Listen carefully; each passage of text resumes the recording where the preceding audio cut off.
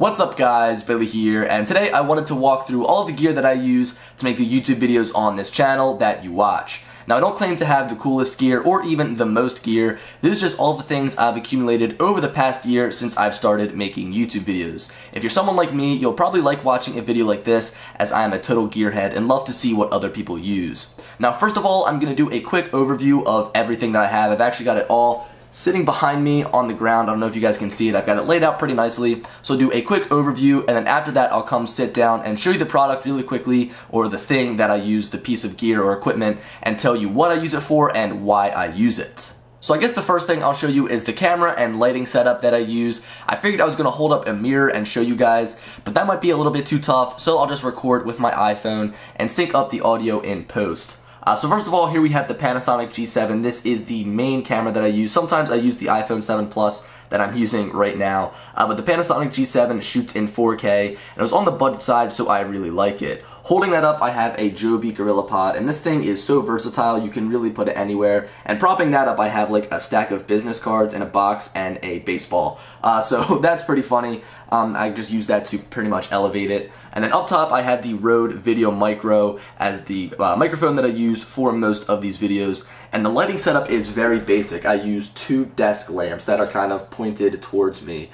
So yeah, really nothing special whatsoever as far as lighting goes. I'm looking at getting some softbox lighting, as that produces a lot better result. But right now, this camera setup I have right here works fine. Now let's turn around and go over some of the things I have laying on the floor. Alright, so here's a quick overview of everything. Again, I'm going to go through and name all of these, and then afterwards sit at my desk and explain how I implement each of these into my daily workflow. So starting off in the top left corner, I've got this Manfrotto monopod. It's actually a video monopod because it has these little legs on the bottom, which is really awesome, especially for portability purposes. Next up, I've got the DJI Phantom 4 Pro along with its propellers, 2 extra batteries, remote controller, the lightning cable I use to plug into my iPhone 7 Plus, the ND8 filter I use when it's a little bit too bright outside, the charging hub for the batteries, as well as the actual charger itself for the batteries and the battery hub. Next up, I have the DJI Osmo Mobile. Moving down here to the left, I've got the MacBook Pro with its remote, extra battery, and the charger. Next up, I have the Spark with the remote, charging hub, as well as the charger again for that charging hub. I've got the DJI goggles. Down here in the bottom left corner, the iPad Pro 12.9 inch, some extra camera batteries, the camera charger for the camera batteries, some micro SD cards, as well as some regular SD cards inside of this Pelican case. Next up is my MacBook Pro 13-inch, late 2015. I'll go over a little bit some of the specs later in the video, as well as an external SSD, which does great for just offloading a bunch of footage. Next up, I have a bunch of miscellaneous stuff. So right here is actually a dual USB charger for charging things on the go, as well as a personal hotspot through Verizon. Here's a whole mess of cables, just a bunch of micro USB cables, USB Type-C cables, headphones, things I throw in my backpack. Next up, I have an external battery. I've got a little screwdriver for the Manfrotto monopod, and then also the Bose Quiet Comfort 35, which is great for editing my videos on the go. So yep, this is everything right here. Now let's head over to the desk so I can show you guys all of these things that I can use a little bit more in depth. Alright, so the first piece of equipment we'll take an in-depth look at is this Manfrotto monopod. I use this when I go to events and also when I'm going traveling. This is a perfect monopod, especially for someone who loves to take videos. It has a fluid ball head, as well as these 3 little feet at the bottom, so it helps it stand on nice flat surface. I remember taking this to the Spark event. It's super tall. This thing extends to be taller than I am, and I got a nice bird's eye view on the event, so for that, it was pretty awesome.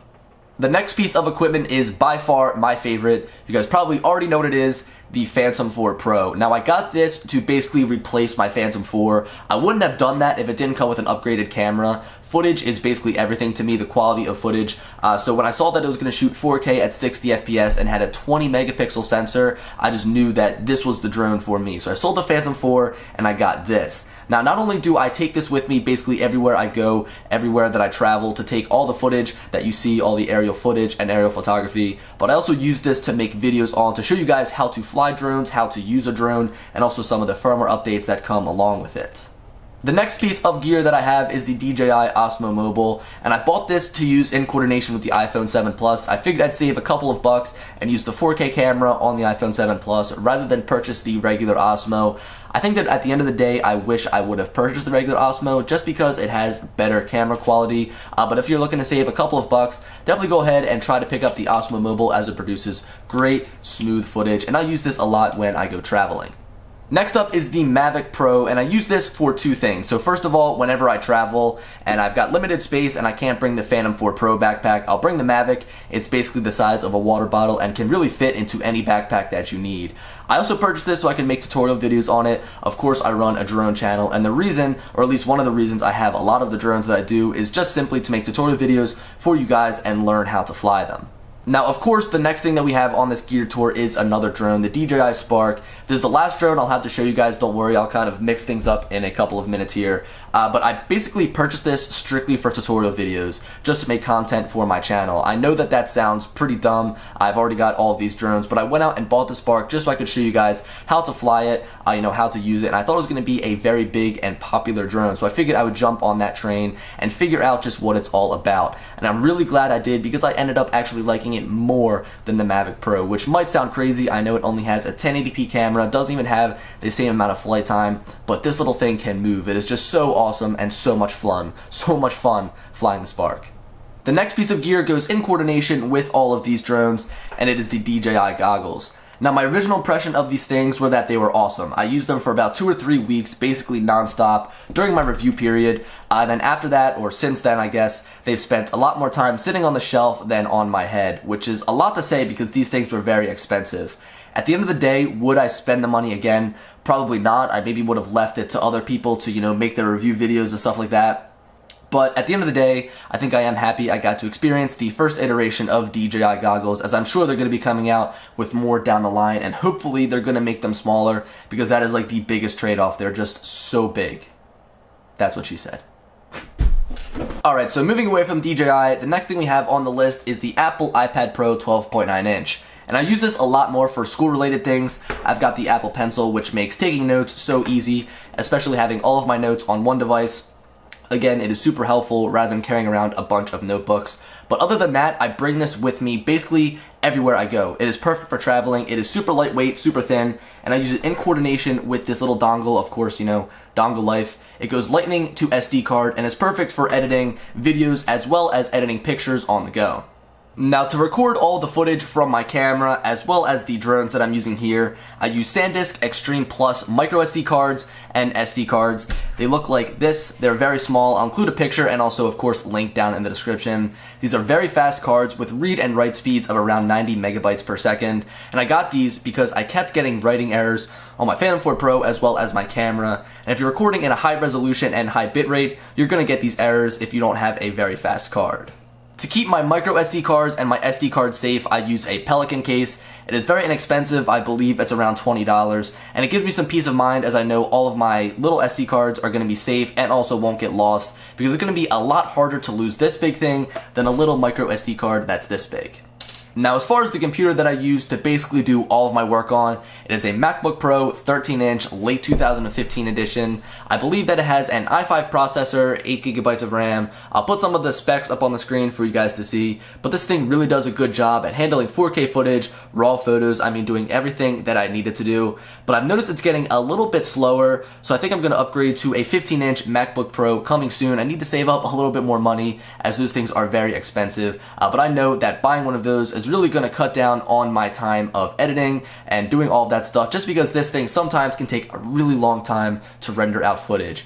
So yep, this is what I use. I use Final Cut Pro, Photoshop on here. If you guys are interested in some of the services I use on my computer, be sure to let me know down in the description.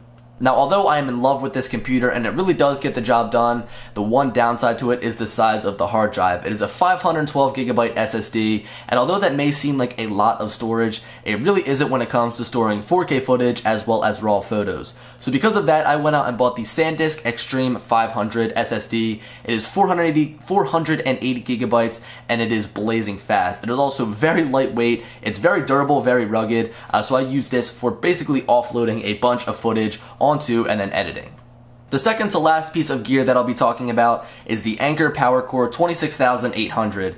This is like the battery I've been keeping with me for about a year now. I always throw it inside of my bag wherever I go, and it holds 26,800 milliamp hours. So this thing can go for months without needing a charge inside of my bag. Of course, when I'm using it a little bit more heavy when I go traveling and I'm charging multiple devices, I'll have to charge this up maybe at the end of the week. But if this thing is sitting in my backpack and I'm walking around going from class to class and I've got it charging just my iPhone every once in a while, this thing is going to last you a super long time.